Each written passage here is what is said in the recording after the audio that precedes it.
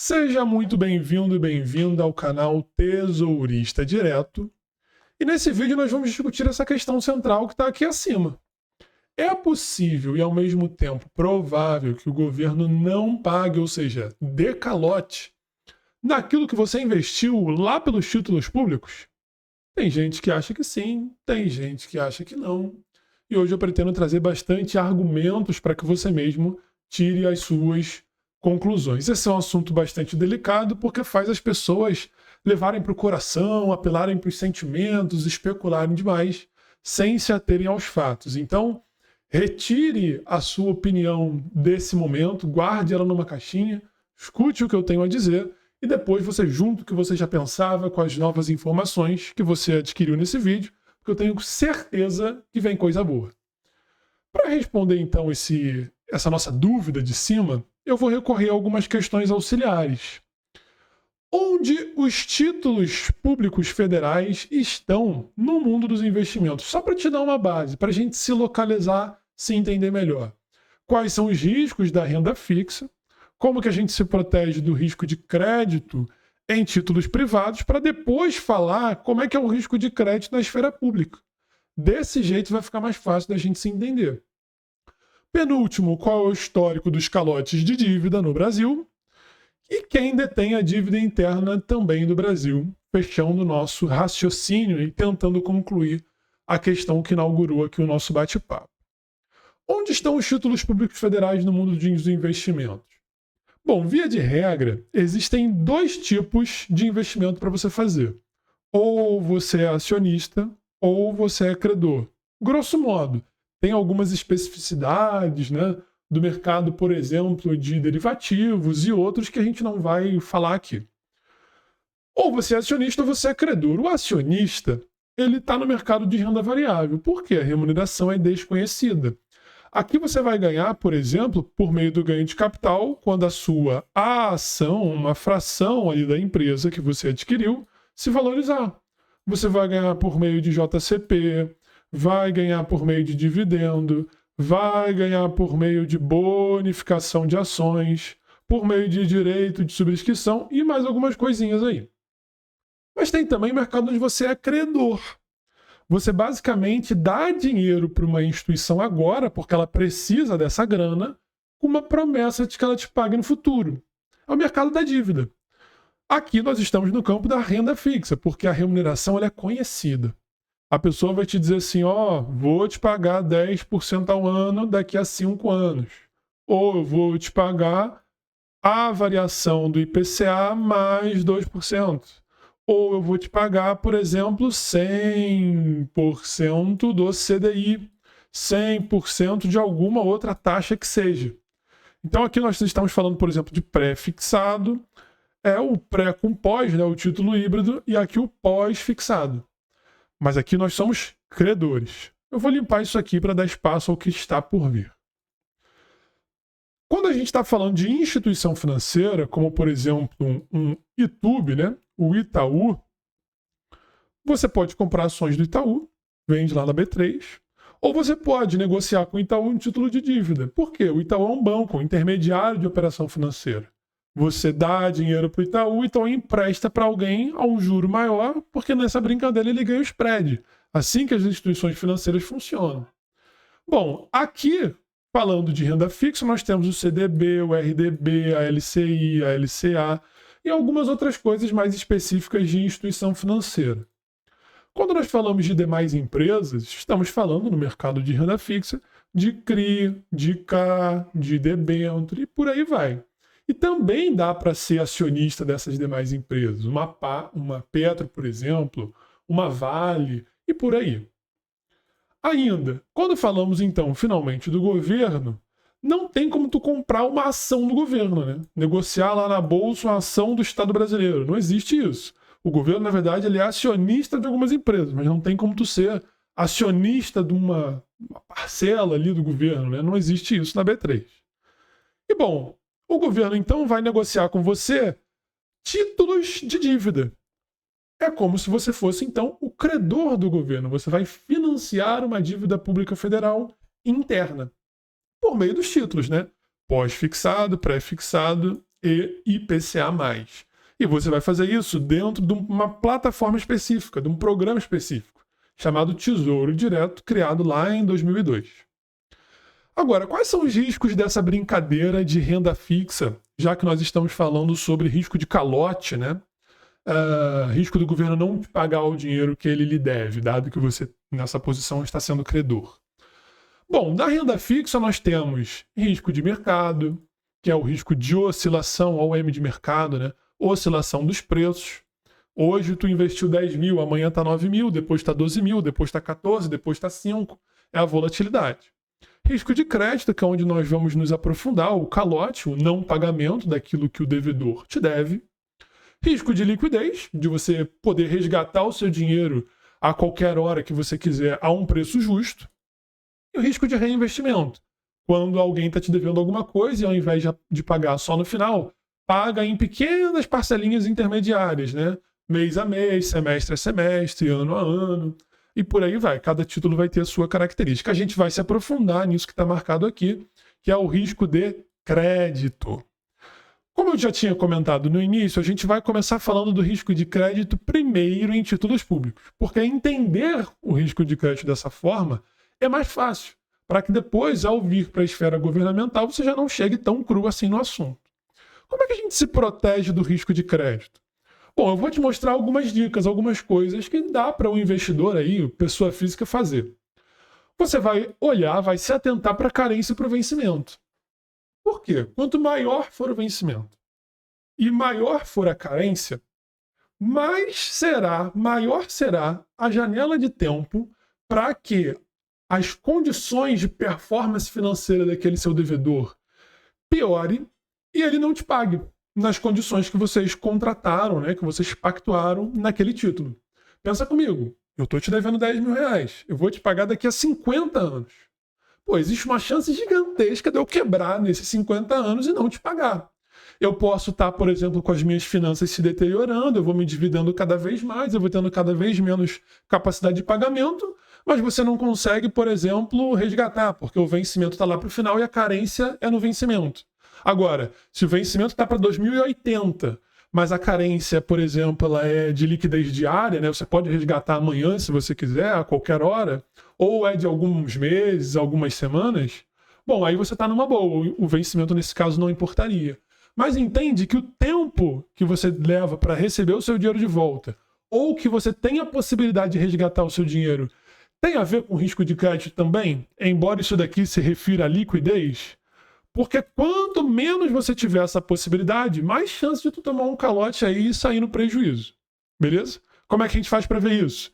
Dentro das corretoras, ao selecionar um título de renda fixa e clicar para ver as características mais específicas desse título, vai aparecer aqui, ó, liquidez. Nesse caso, a liquidez é no vencimento. Eu não estou mostrando aqui na tela o vencimento, mas você só poderia resgatar o dinheiro lá no vencimento. Legal? Existem outros fatores. Por exemplo, rating de crédito. Quanto maior for o rating, melhor. Como assim rating de crédito? Ora, como é que eu sei se a empresa A, que eu nunca ouvi falar, é uma boa pagadora ou uma má pagadora? Tem chance dela me dar calote ou não tem chance? Se a chance é muito pequena. Existem agências independentes, como por exemplo a S&P, que dão nota de crédito para essas empresas que emitem título de dívida. Beleza? Então a S&P vai vir aqui e falar, ó, essa empresa tem o rating BR-BBB. E não é uma nota tão boa assim, diga-se de passagem, né? Uma nota bem mais ou menos ali. Quanto maior, então, mais próximo daquilo que a gente chama de AAA, né? AAA, melhor. Menor é a chance dessa empresa te dar calote. E você cair ali, putz, perdi meu dinheiro, né? Corri no risco de crédito. Ainda tem outras duas coisas. A proteção do FGC, quando nós estamos falando de instituições financeiras. Para alguns títulos específicos, não são todos, nós temos a proteção do FGC, que é o Fundo Garantidor de Crédito. E as corretoras também costumam deixar isso bastante claro, né? Garantido pela FGC. Como é que funciona? Vamos supor que a gente tem o banco XPTO. O banco XPTO, ele quebrou. Se o banco XPTO quebrou e você tinha dinheiro alocado num título de dívida desse banco, ou até mesmo, por exemplo, na conta corrente aí desse banco, na poupança desse banco, o FGC, que é o Fundo Garantidor de Crédito, ele vai bancar o dinheiro que essa empresa te deve, desde que a gente respeite algumas regras. Como, por exemplo, no momento que eu gravo esse vídeo, o limite é de 250 mil por pessoa, por conta, por instituição financeira. Legal? E quando é conta conjunta, tem umas regras diferentes que você precisa se atentar. E por último, nós ainda falamos sobre o cupom. Se tiver cupom, melhor. Por quê? Se eu te devo 100 mil reais e a minha promessa de pagamento é para daqui a 10 anos, bom, se eu te der um calote, você vai sair com nada. Você vai ter perdido 100 mil reais. Mas se eu for te pagando, por exemplo, um pouquinho cada mês, toma 10 pila nesse mês, toma 5 pila no próximo, mais 10 pila no outro, você já não vai sair no 0 a 0. Então, por mais que tu tome um calote, o prejuízo ele não é tão grande. Então, a gente se protege do risco de crédito observando a opção de cupom. Então, se tiver, melhor por essa perspectiva do risco de crédito. Porque você pode falar assim, mas caramba, quando o rating de crédito é muito alto, quando tem proteção da FGC, quando o vencimento é pequeno, quando a carência é pequena e quando há cupom, a remuneração, a rentabilidade é muito baixa. E eu vou dizer que você está correto. Mas aqui a gente não está olhando pela perspectiva da rentabilidade, a gente está olhando pela perspectiva do risco de crédito. E normalmente, quanto menor é o risco de crédito, a remuneração, né, tende a ser menor também. Quanto maior for o risco de crédito, maior é a remuneração para que você corra, então, aquele risco. Isso é título privado, beleza? De empresa financeira ou não financeira. Mas como que funciona o risco de crédito em título público? Como assim título público? O Tesouro Selic, o pré-fixado que você compra lá no Tesouro Direto, com cupom ou sem cupom, e os atrelados ao índice de preço IPCA. Como é que funciona o risco de crédito nesses casos? Vamos analisar os mesmos fatores. Carência e vencimento. Bom, quando você compra um título público lá pelo Tesouro Direto, a gente diz que não há um risco de liquidez. Por quê? Porque apesar do vencimento, a depender do título, ser muito longo, a carência, quando você pode resgatar o seu dinheiro, é diária. Há um programa de recompra diário do Tesouro Direto. Se você comprou o seu título hoje e amanhã, por exemplo, ele já está sendo mostrado lá na sua corretora, você pode vender ele amanhã se você quiser. Beleza? Por um preço justo, pelo preço a mercado, que a gente chama, né? Então, não há um risco aqui por conta da carência e vencimento, o que torna esse fator irrelevante. Proteção da FGC. Putz, camarada. O Tesouro Direto, os títulos públicos não são protegidos pelo FGC. Não vou comprar. Calma aí, né? O FGC, na verdade, ele só funciona para as instituições privadas, né? Para os bancos ali. E ele investe, enquanto fundo garantidor, a extrema maioria dos seus recursos em títulos públicos federais. Ou seja, o FGC ele busca liquidez e menor risco nos títulos públicos, o que significa que, por definição, qualquer título público, qualquer um, possui risco de crédito infinitamente menor do que o risco de crédito das instituições financeiras, por exemplo. Até porque as instituições financeiras elas recebem muitos subsídios do governo, né, do Estado, e elas também, não só o FGC, que seria esse fundo garantidor, mas as próprias instituições financeiras investem também os seus recursos em títulos públicos para garantir segurança, né, em momentos de crise, por exemplo. Então, não tem proteção da FGC, mas isso é irrelevante também. Rating de crédito é algo que vale nossa atenção. Por quê? As mesmas agências lá que fazem a avaliação dos títulos privados ali, por exemplo, de uma LCA, do LCI, de uma debênture e por aí vai, elas também atribuem notas de crédito aos países. Atribuem nota de crédito ao Brasil, por exemplo, à Argentina e muitos outros países, tá? Então é algo que vale a gente discutir. Sobretudo porque essa atribuição de rating de crédito, ela é diferente de quando você atribui uma nota para uma empresa. Nós estamos falando de um Estado que emite título público em reais, em moeda própria. Então temos que ter uma interpretação coerente para com o objeto que está sendo interpretado, que no caso é um Estado e não uma empresa. E o cupom, Apesar dele ser irrelevante também para a discussão, eu trouxe aqui que nós temos títulos lá no Tesouro Direto que pagam cupom sim, a tal da NTNF e a NTNB, né? Normal ali. O pré-fixado com juros semestrais vai pagar 10% ao ano e o IPCA+, né, com juros semestrais vai pagar 6% ao ano. Mas a título de curiosidade. Vamos analisar a perspectiva lá do rating de crédito. Eu trouxe aqui as 3 principais agências que aparecem na mídia e o histórico de nota delas para o Brasil. Nós temos aqui a S&P, que lá em 2003 deu um B+, aqui para o Brasil, né, uma notinha meio ruim. Aí foi subindo a nota, depois desceu e agora, até o presente momento, está estável. Aqui nessa tabela auxiliar ao lado, eu estou mostrando a nota da S&P, da Fitch e da Moody atual. No momento que eu gravo esse vídeo, essas são as notas que vigoram. Ué, mas se a nota ela está bastante distante disso que a gente diz aqui, né, como grau de investimento, né, e muito distante aqui, por exemplo, da alta qualidade, será que não é arriscado dar dinheiro lá para o Tesouro Direto, né, por meio dos títulos públicos federais? Eu vou te dizer que é preciso ter cuidado com essa interpretação, porque se você interpreta dessa forma, você está pressupondo que a nota de crédito dada a um Estado soberano funciona da mesma forma que a nota de crédito dada à empresa da tua esquina. E não é assim que as coisas funcionam. Bom, há uma diferença, então, fundamental para os ratings atribuídos às empresas, como a gente falou. Por que isso? Porque os TPFs, eles emitem, né? E, na verdade, eles funcionam em reais. A dívida pública interna negociada ali por meio dos títulos é em real.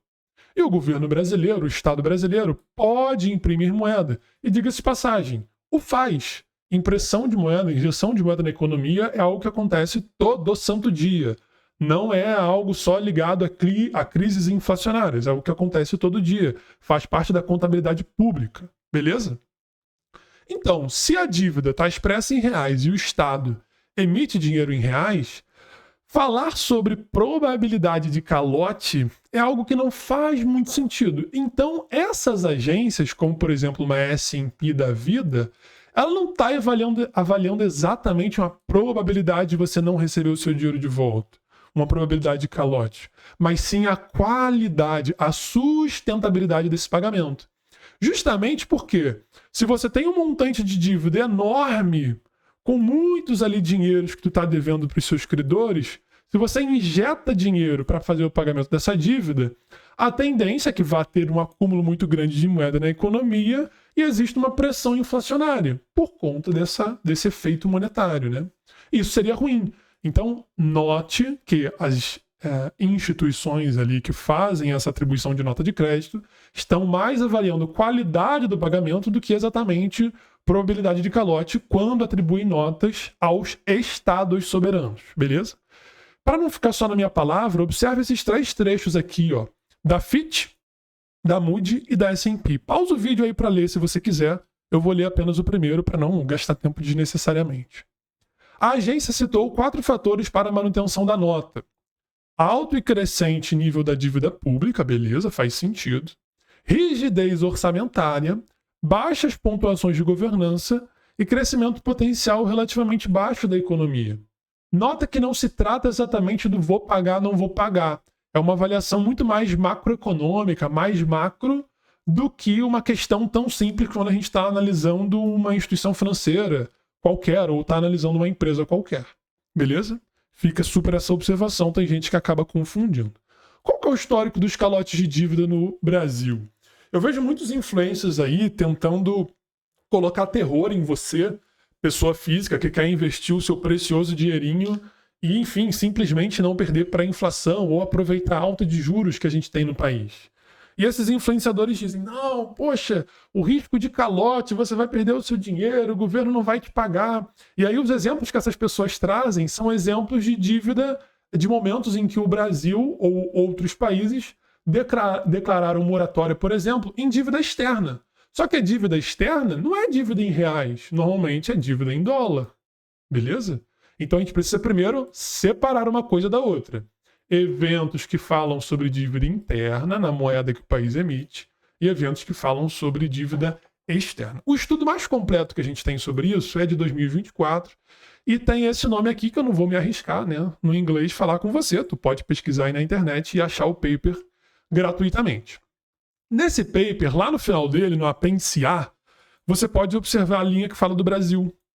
E na linha do Brasil são registrados 4 eventos de reestruturação da dívida doméstica. E um evento que foi quando o Brasil declarou moratória na sua dívida externa, lá em 82. O que essas datas têm em comum? Todas elas são ou logo depois do estabelecimento do Plano Real, de forma que ainda estava se solidificando, ou anteriores ao Plano Real, quando o Brasil vivia uma crise inflacionária. Então faz super sentido esses eventos de reestruturação de dívida em um cenário como esse, em que a gente vivia antes do estabelecimento do real. Note que nesse infográfico você pode ver a variação mensal da inflação, né, medida pelo IPCA ali, mensurado pelo IBGE, que chegava a bater 82% ao mês, 37% ao mês, 30% ao mês. E agora a gente vê 0,7% ao mês, 0,44%, 0,26%, 0,83%. Em muitos momentos tu vai ver isso aqui, né? 2%, 1%, que ainda é uma inflação considerável, mas é muito discrepante, diferente daquilo que a gente vivenciava lá atrás. Então, os momentos em que o Brasil teve eventos de reestruturação da sua dívida interna emitida, né? Foi momentos em que nós passamos por instabilidade monetária, não parava nenhuma moeda de pé, uma crise hiperinflacionária, beleza? O que não tem escoramento na realidade atual. Não para de pé esse raciocínio na realidade atual, beleza? O que eu quero dizer, inclusive, com reestruturação da dívida, que é esse termo que é utilizado aqui?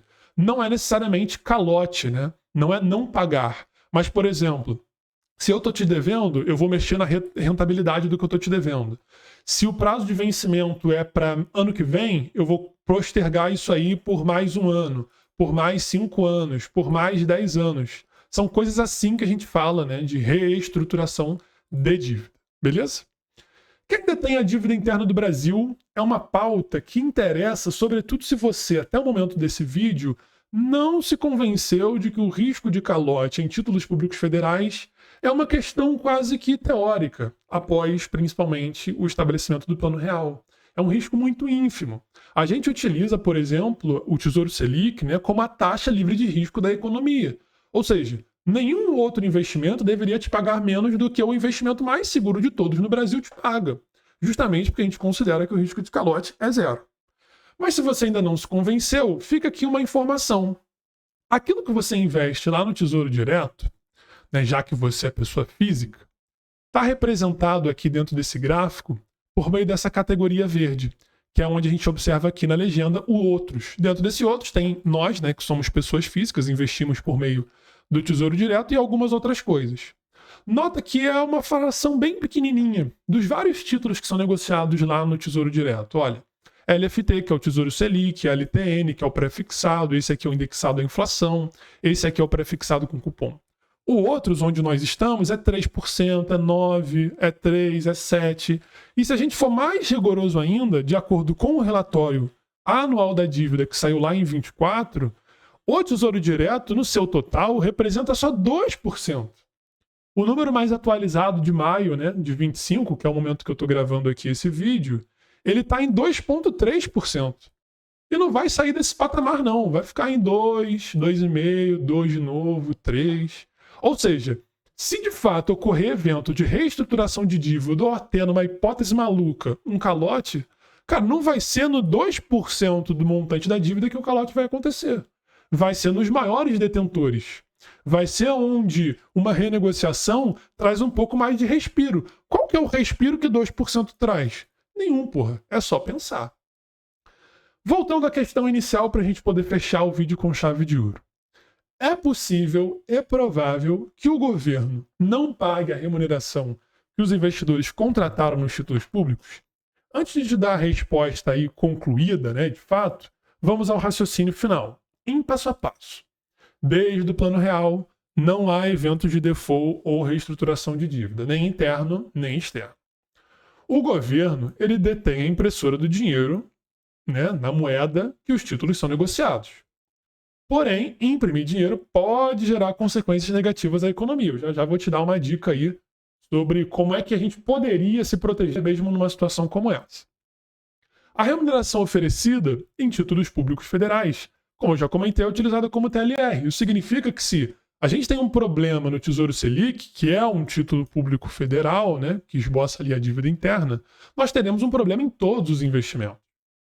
O Tesouro Direto representa aproximadamente 2,3, 2,5 da dívida pública federal, uma parcela muito pequenininha. Em uma situação extrema, há muitas medidas anteriores antes, né, da gente limitar ou prolongar os vencimentos, os resgates lá do Tesouro Direto.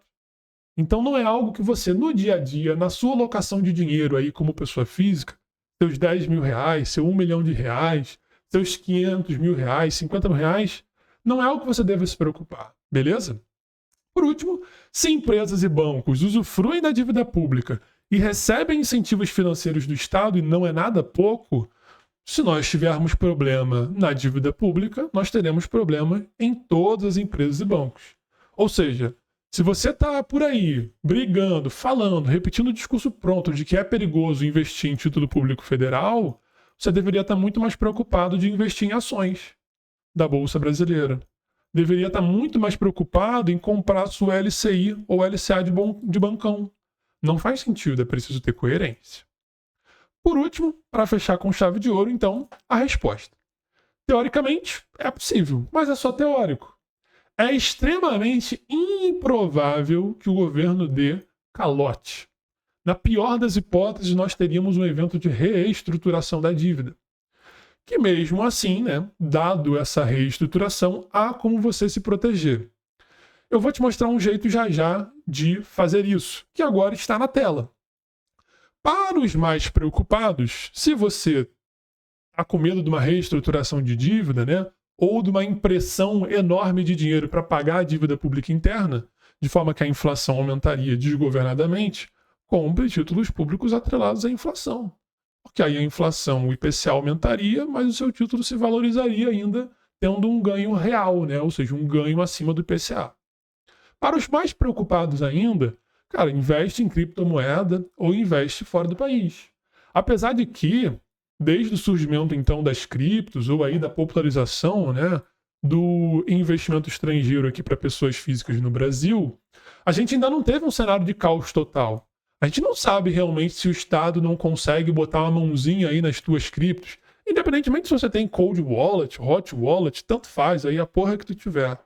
E investir fora do país também pode estar suscetível a controle de capitais. Ou seja, num cenário tão caótico a ponto da gente ter uma reestruturação da dívida interna ou um calote, tu tem que se preocupar, meu querido e minha querida, em sair de casa, pô. Tu tem que se preocupar com tudo.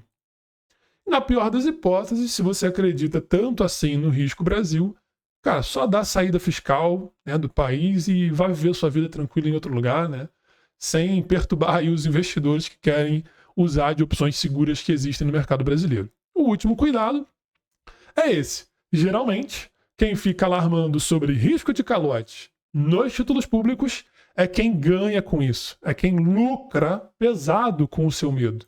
É aquele investidor que diz que pode ter calote. Aí ele tem carteira recomendada para você investir nas ações ou nos títulos que ele acha melhor. Aí ele tem, escola de investimentos, cursinho de investimentos. Aí tem comunidade. Ou ele tem um fundo de investimentos para você colocar o dinheiro. Pasmem, muitas das coisas que essas pessoas estão recomendando os investimentos ao invés dos TPFs também seriam suscetíveis a um cenário de absurda crise no Brasil e, caramba, o cenário de fim do mundo. Isso não faz o menor sentido. Então, tome cuidado com o viés, com a intenção que está por trás da fala de quem está falando aí sobre risco de calote nos títulos mais seguros do país. Bom, espero que você tenha gostado do vídeo do canal. Não esqueça de se inscrever e deixar o like se o vídeo te agregou. E até o nosso próximo encontro aqui no canal Tesourista Direto. Tchau, tchau.